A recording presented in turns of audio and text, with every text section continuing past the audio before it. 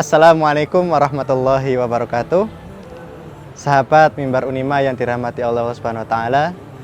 Puji syukur kita panjatkan kehadirat Allah Subhanahu wa taala yang telah melimpahkan segala nikmat kepada kita semuanya, sehingga pada kesempatan di bulan yang mulia ini Allah masih memberikan kesempatan kepada kita untuk melaksanakan perintahnya, yaitu berpuasa di bulan Ramadan, yang mana puasa tersebut adalah sebuah kewajiban bagi kita sebagai umat muslim untuk menjalankan perintahnya Allah sebagai bentuk kita taat kepada Allah Subhanahu wa taala.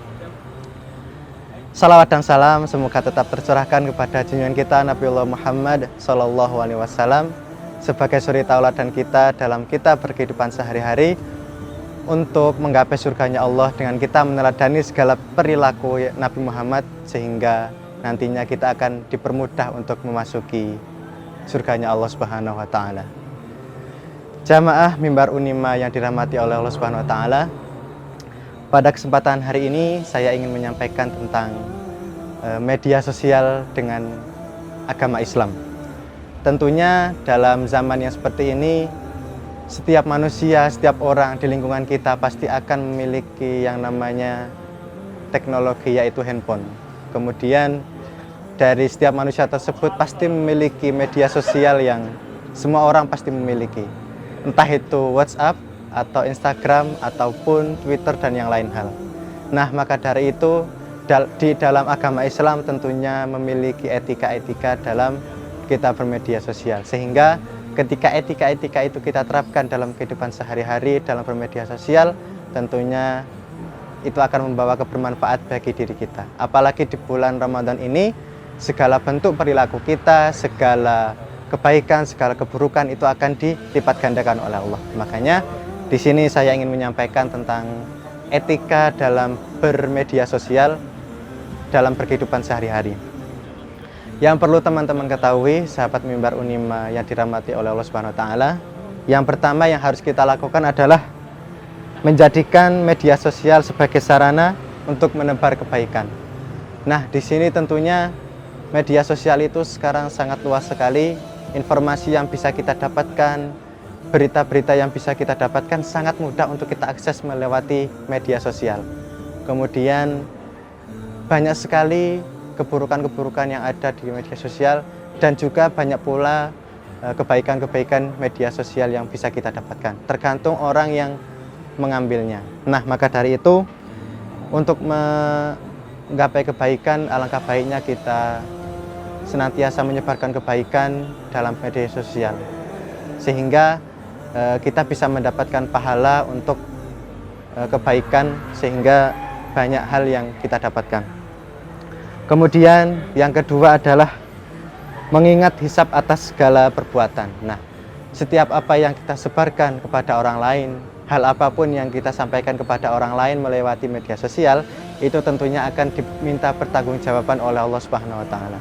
Sehingga setiap apa yang kita lakukan harus kita koreksi dulu terlebih dahulu, harus kita cek terlebih dahulu apakah itu benar atau tidak, sehingga yang kita sebarkan itu semoga adalah hal yang menjadi kebaikan. Jamaah Mimbar Unima yang dirahmati oleh Allah Subhanahu wa taala.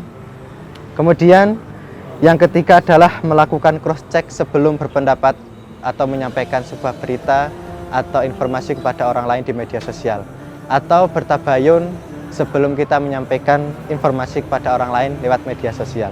Nah, ini yang perlu kita ketahui, bahwasanya banyak sekali orang-orang di sekitar kita menyampaikan sebuah hal itu tanpa dicek dulu.